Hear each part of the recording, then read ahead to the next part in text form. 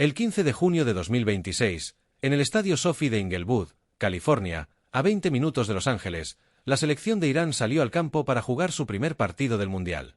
Un partido de fútbol en el país con el que están en guerra. Esto no es una comparación, no es una forma de hablar. El 28 de febrero de 2026, 4 meses antes de que comenzara el torneo, Estados Unidos e Israel lanzaron ataques militares contra Irán. Ese mismo día, a las 10 de la mañana, hora local de Irán, un sábado en el que los niños estaban en clase, un misil golpeó la escuela primaria Sayyad Tayyeb en la ciudad de Minab, en la provincia de Hormozgan, al sur del país. 168 personas murieron en ese impacto. La mayoría eran niñas. Una investigación militar estadounidense concluyó de forma preliminar que las fuerzas de Estados Unidos fueron responsables del ataque a esa escuela, según informó The New York Times citando a funcionarios del gobierno. Ni la administración Trump ni Israel asumieron públicamente esa responsabilidad. El secretario de Defensa, Exet, prometió una investigación, lo cual The Washington Post describió como un reconocimiento indirecto de la participación americana. Irán llegó al Mundial con ese número cosido en la solapa. Cuando el avión que trasladaba a la selección iraní aterrizó en Tijuana, México, los jugadores bajaron por la escalerilla con pines dorados en la chaqueta. El símbolo de la almohadilla seguido del número 168. Los llevaban desde Turquía, donde tenían su campo base de entrenamiento. Se los pusieron durante una escala en España, según informó The Athletic, como si quisieran asegurarse de llevar ese número encima justo cuando pisaran el continente americano. El número no necesitaba explicación para ningún iraní en el mundo. Para el resto, la Federación Iraní de Fútbol la proporcionó sin rodeos. 168 personas muertas en una escuela primaria de niñas el primer día de la guerra. Pero los pines fueron solo el comienzo.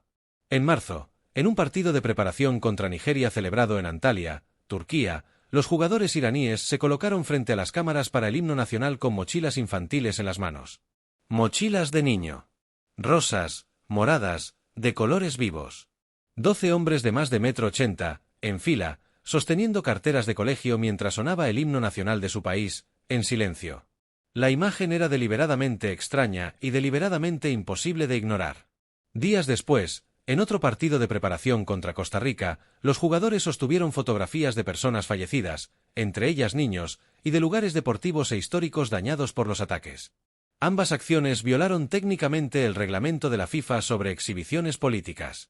La FIFA no tomó ninguna medida, probablemente porque sancionar a una selección que llora a 168 niñas muertas en una escuela, durante el torneo organizado por el país que las mató, habría sido un desastre de imagen sin precedentes. Y la diplomacia iraní fue aún más directa. La Embajada de la República Islámica de Irán en Indonesia publicó en redes sociales una imagen. El trofeo del Mundial, la Copa Dorada, colocada sobre una montaña de calaveras. En el centro del trofeo, donde normalmente hay un globo terráqueo, también una calavera. El texto sobre la imagen decía 2 palabras en inglés: War Cup, Copa de Guerra.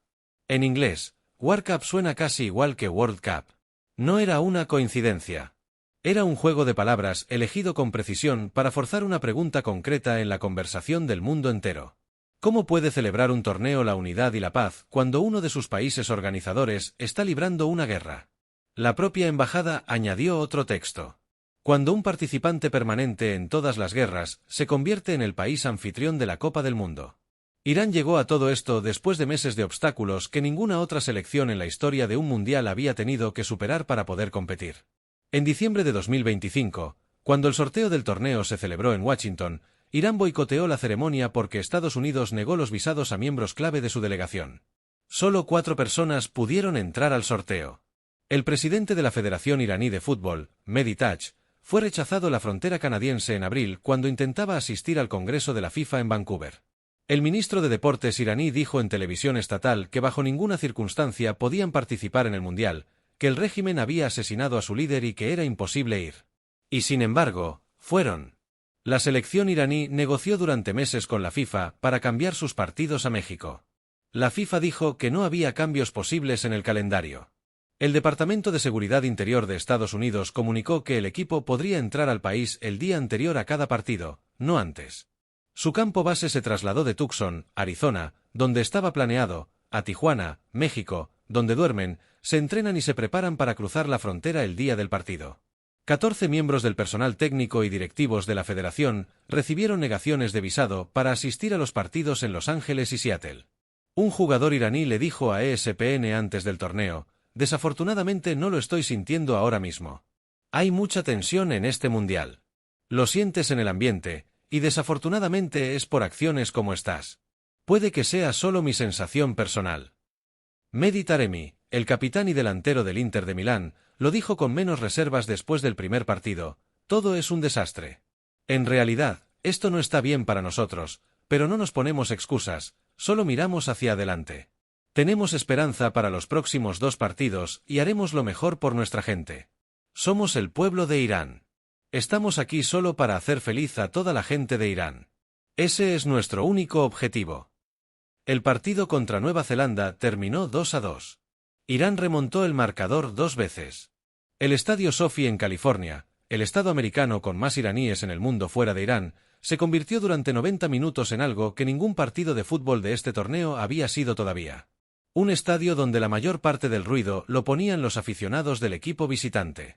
Los iraníes de la diáspora, que habían venido a ver a su selección jugar en el país que está en guerra con el suyo. Los jugadores salieron del campo con el puño en alto y las gradas todavía rugiendo. Ramin Rezaian, que marcó el primero de los 2 goles iraníes, resumió el momento con una sola frase: «Incluso si es por esta bandera, lucharemos y traeremos los mejores resultados». Después del partido, Gianni Infantino bajó al vestuario iraní. El presidente de la FIFA se dirigió a los jugadores a través de un intérprete. Les dijo: «Esta noche ha sido un partido duro. Con un poco más de suerte ganáis. Pero habéis demostrado a vuestras familias, a vuestros amigos, a vuestro pueblo, al mundo entero, que estáis en el Mundial, que rendís y que os quedan 2 partidos más. En esos 2 partidos volveréis a hacer sentir orgulloso a todo el mundo de lo que hacéis. Gracias por estar aquí. Sé lo que estáis atravesando, lo entiendo. Pero sois más fuertes que todo eso. Mandáis un mensaje muy poderoso al mundo entero. Esta noche habéis unido todo el estadio detrás de vosotros, detrás del equipo.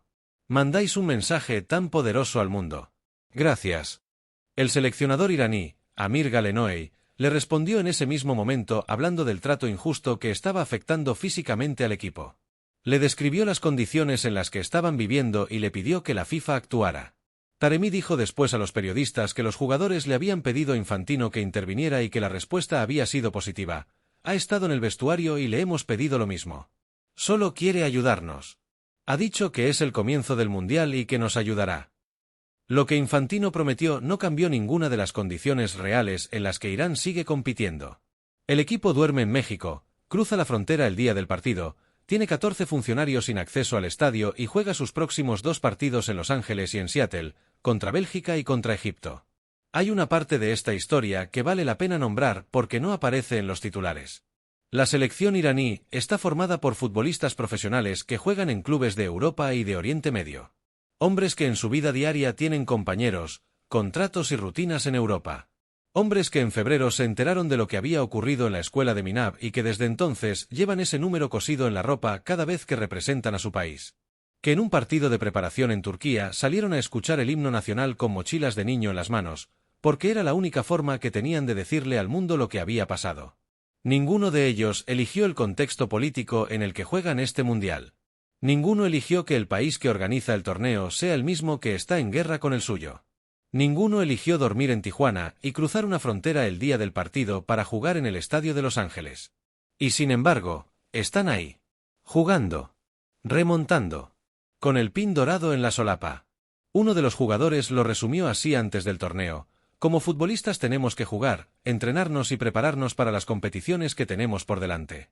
Pero al mismo tiempo sabemos que nuestro pueblo está pasando por muchísimas dificultades durante la guerra. Vamos ahí por ellos, para traerles el mejor resultado posible, por su alegría, por la alegría de la gente de nuestro país». El mundial más grande de la historia se juega en 3 países.